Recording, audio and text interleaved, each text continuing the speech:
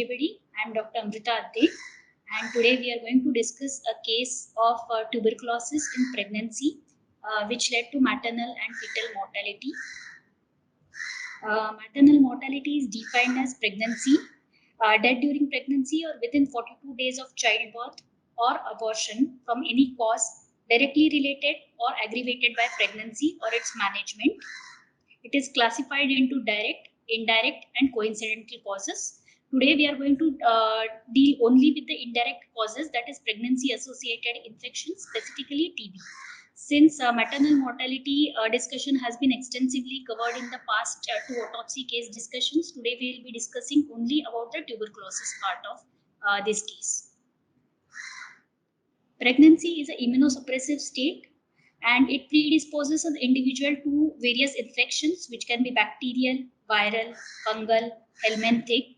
Tuberculosis is the single most leading cause which can be prevented and treated and lead to a good obstetric outcome. Hence, we are focusing on tuberculosis today. It is a very ancient disease, evidence of which could be found even in the Egyptian mummies. In 1800s, Charles Dickens has famously called tuberculosis as the disease which medicine never cured. And sadly, that is true even today. We all know that tubercle bacilli was discovered by Dr. Robert Koch. It is a slender, raw-shaped aerobic bacilli which is acid-fast. While giving him his due credit, I also wish to mention over here his association with JJ Hospital. Dr. Robert Koch in 1902 stayed in a room behind the autopsy to continue his work on Vibrio cholera. That is how it is associated with GGMC and JJ Hospital. Globally, tuberculosis in 2019 had 10 million cases, 32% of which were women. Though it is widespread in all countries, 8 countries account for 2/3 of the global burden. India leads that figure with 26% of cases. Sadly, this is not an index we want to top in. The rest of the countries are Indonesia, China, Philippines, Pakistan. Incidence of TB in India is 4,79,000 in 2020. 38% of this are in the age group of 15 to 30 years. India has an estimated 44,500 pregnant women, which comprise 20.6% of the global burden of tuberculosis in pregnant women. Due to this enormous burden, the WHO decided to formulate a goal of having a TB-free world by 2035. These were the indicators where the percentage reduction in absolute TB deaths was supposed to be 95% by 2035. Percentage reduction in TB incidence was supposed to be reduced by 90% till 2035. And percentage reduction in TB affected households facing catastrophic cost due to TB was supposed to be 0%. This was their goal. Actual reality is this, where TB incidence was supposed to reduce by 20% till 2020, only 9% reduction has been achieved. In case of number of TB deaths, where 35% were supposed to be reduced, only 14% reduction has been achieved. And in TB facing catastrophic costs, where there should have been 0% of catastrophic costs, a staggering 49% of people still face catastrophic costs of TB. Now, this is because though TB is an old infection, it forms deadlier combination with HIV. TB, HIV together creates a very difficult to treat infection. There are many other factors which cause a resurgence of tuberculosis. Since tuberculosis is also a social disease, undernutrition will also predispose the individual to tuberculosis. Other conditions like diabetes, alcohol-related disorders, HIV, smoking, basically any condition in which the immunity of the patient is compromised, he is predisposed to the infection, or a latent tubercular infection will get activated again. There are also development of MDR and XDR tuberculosis strains. MDR is multi-drug resistance, where the patient is resistant to the initial four first line drugs. XDR is extensive drug resistance, where in addition to first four line drugs, the patient is also sorry, uh, resistant to the second line drug treatment. Also, we cannot forget the effect of COVID-19 pandemic on tuberculosis. There are many ways in which the COVID-19 pandemic has affected tuberculosis. The first and the most important is the resources which were meant for tuberculosis. The medicines, the personnel, the equipment have now been diverted to COVID-19 treatment. The financial aspect has deterred patients from taking treatment, and also due to prolonged lockdown, people cannot access medical health care. Another thing is COVID-19 itself is an immunosuppressive condition which may predispose the individual or exacerbate an already present latent tubercular infection. You can see in this diagram, in all the countries, this is the Indian incidence. In the figure, we can see the incidence of all countries reporting has gone down with the COVID-19 pandemic, and hence TB has taken a back seat while we focused on COVID-19. The presentation of tuberculosis in pregnancy is very vague. Patient comes with complaint of malaise, lack of appetite, or general feeling of illness, which can be non-specific and can be attributed to pregnancy itself. And the symptom of decrease in weight gain is masked by the weight gain of pregnancy. Also, from the clinician's side of view, there is an attempt to avoid or delay radiological investigation, especially X-ray chest during the first 3 months, as they are teratogenic to the developing baby. Hence, we should have a high index of suspicion, especially in cases who have symptoms of tuberculosis, where there is a recent exposure to active TB case, where the patient is already known HIV positive, or when patient has other immunocompromised conditions like uncontrolled diabetes, organ transplantation, etc. Tests which are recommended while screening are tubercular skin test or Montu test. Chest radiography, when it is indicated in resource poor countries, we can do with laid apron on abdomen, sputum microscopy, and the newer interferon gamma release assays. These are blood investigations which are very quick, fast, they can be reproduced. They have more sensitivity and specificity than the traditional Mantoux test. There are two interferon gamma release assays which are approved by the FDA. One is quantiferon TB test or TB Gold, and the second is TB spot test.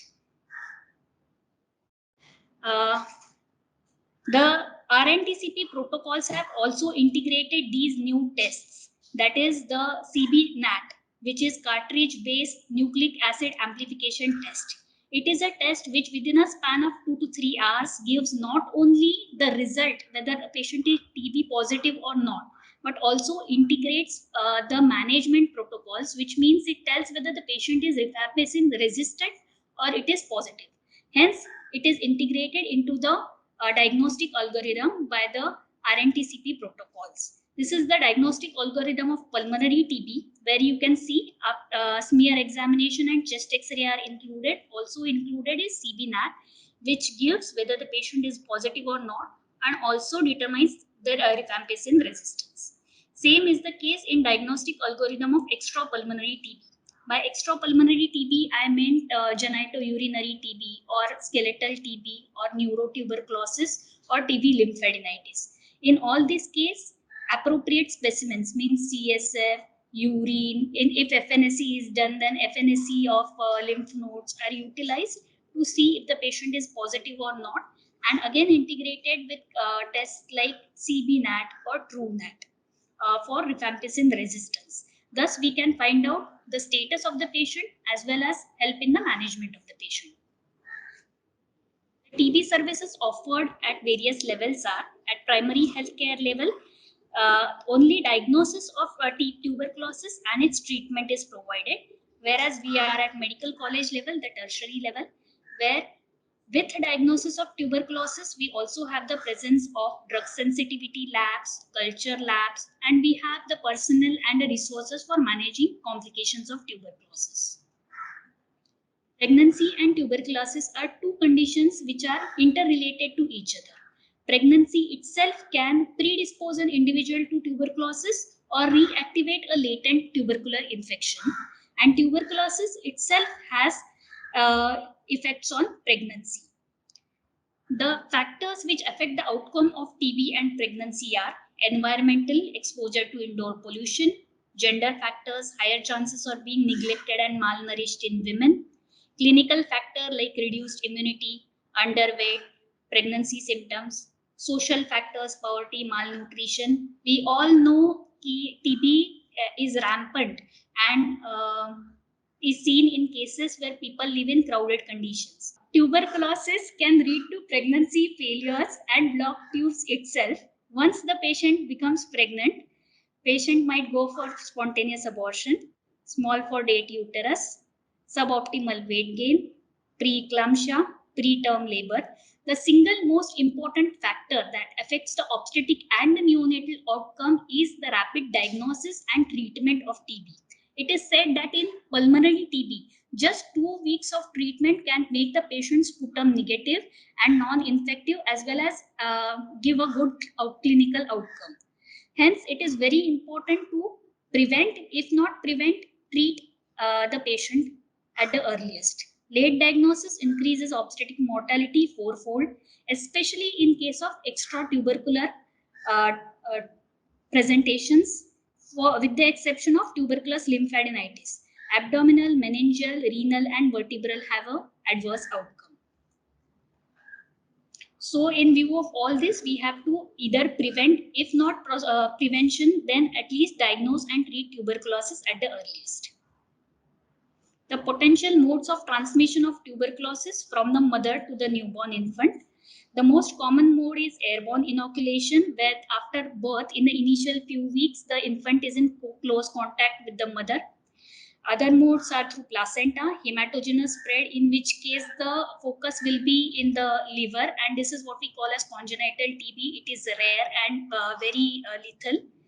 There can be also aspiration of infected amniotic fluid, and patient also may get TB by passing through cervicitis or vaginitis through vaginal birth.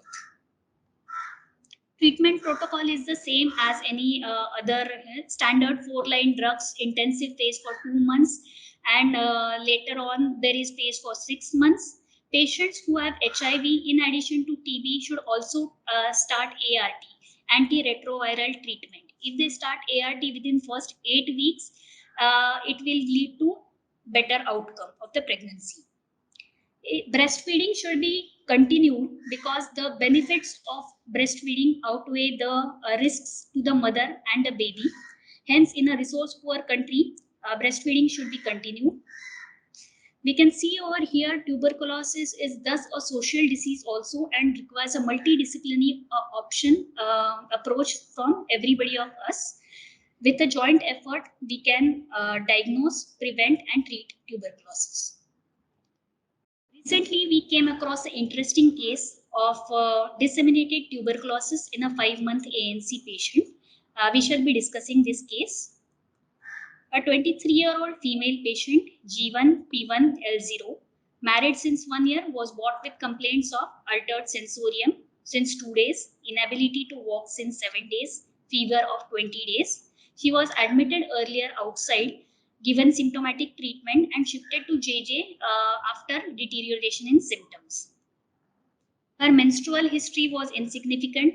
In obstetric history, what was noteworthy is in present pregnancy, she was registered and took regular ANC checkups where her disease were missed. General examination, on admission itself, her general condition was guarded. She was febrile. She was anemic. She had bilateral pitting edema present. In systemic examination, CNS was the most affected system. She was conscious, moving upper limbs, but there was no movement in the lower limbs. Muscle tone was decreased in all 4 limbs. Bilateral plantar reflex diminished. Nystagmus was present, and characteristic neck rigidity was present, which suggested meningitis. She had one episode of grand mal tonic-clonic seizure on admission. RS system had bilateral infraaxillary crepitations.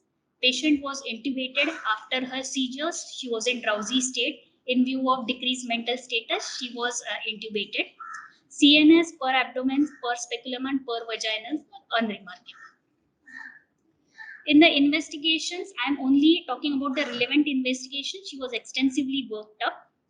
Her hemoglobin was 7.5. She showed anemia with thrombocytopenia. Platelets were 30,000. Arterial blood gas was suggestive of acidosis. HIV, HBsAg, HCV, and COVID-19 negative. The CSF was collected and processed, which showed TMC 200, 100% lymphocytic. CSF protein was 250, sugar was 42, and CSF gene expert suggested mycobacterial tubercle infection. The chest X-ray showed active infiltration and consolidation of bilateral basal and upper zones. Right apical and medial consolidation was present. In the end, she aspirated because of her drowsy status, and that led to pneumonitis.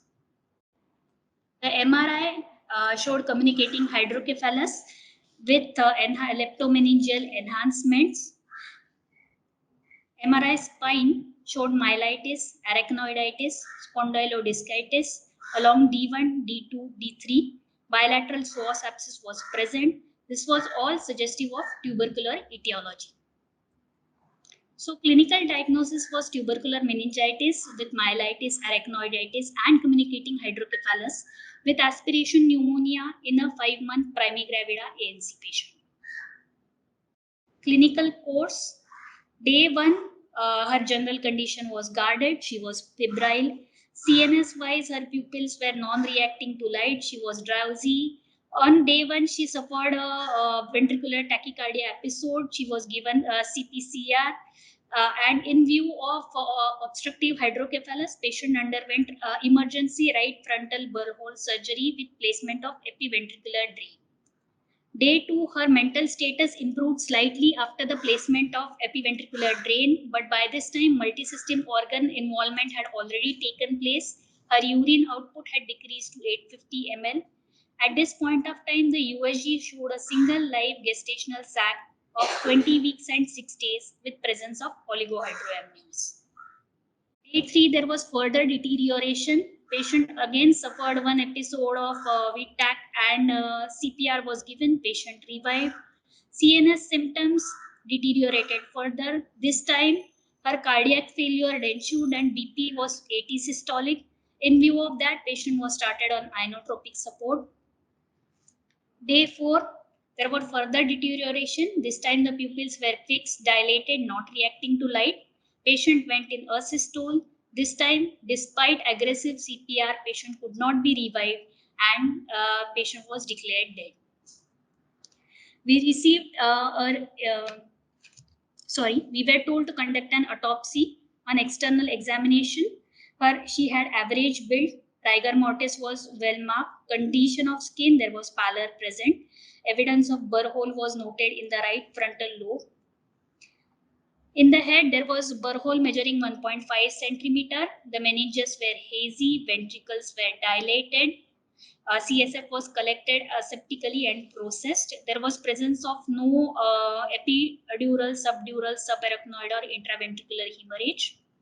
Thorax, pleura was hazy. Larynx, trachea, bronchi contained mucus secretions. Abdomen, all the organs were noted in situ. Grossly, nothing was abnormal. Presence of bilateral psoas abscess was noted.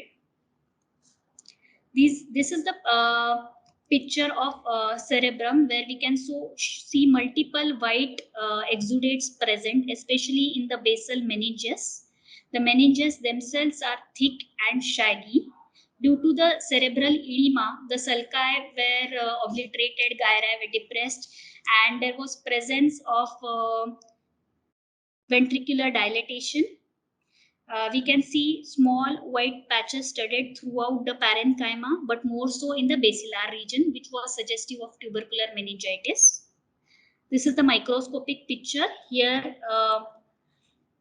we can see the presence of a giant cell. The histomorphological diagnosis of TB is presence of a granuloma. Granuloma is nothing but an organized collection of activated macrophages with or without the presence of necrosis and without the presence of giant cells. The characteristic giant cells which are noted most commonly are Langhans type of giant cells which have a horseshoe shaped configuration, and there can be presence of caseous necrosis. We can see in this slide presence of giant cell along with many lymphocytes present in the meninges. Coming to cerebrum, the cerebellum, it also shows presence of white exudates. Microscopy again is showing necrosis. These are the meninges where you can see abundant inflammatory exudates, lymphocytes present all over. Lungs show presence of white exudates studded everywhere. In microscopy, you can see lungs have extensive pulmonary edema. Another picture of the lung is showing presence of giant cell, Langhans type of giant cell, and granulomas. This is the liver. The liver grossly was not showing any abnormality, but on microscopy, we can see multiple granulomas which are confluent and have a peripheral rim of lymphocytes present around them. Spleen grossly was unremarkable. On microscopy, again showed multiple granulomas with presence of giant cells.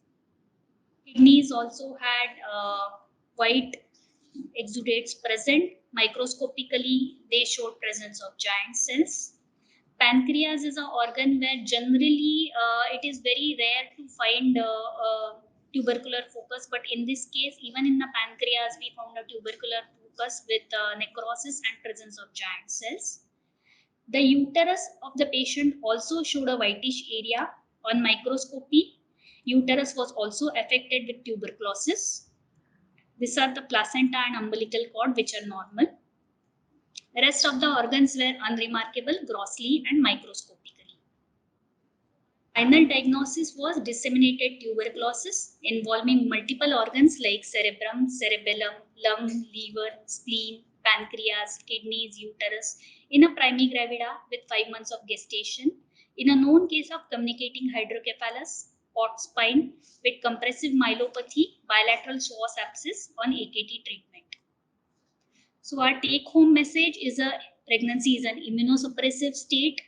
There can be new acquirement of new infection or reactivation of a latent tubercular infection or progression of the infection. It is preventable and treatable cause of obstetric mortality and morbidity. And there should be screening of tuberculosis in suspected high-risk populations, especially those which are HIV positive. Early diagnosis and effective treatment form the cornerstone of management and give good maternal and neonatal outcomes. These are my references.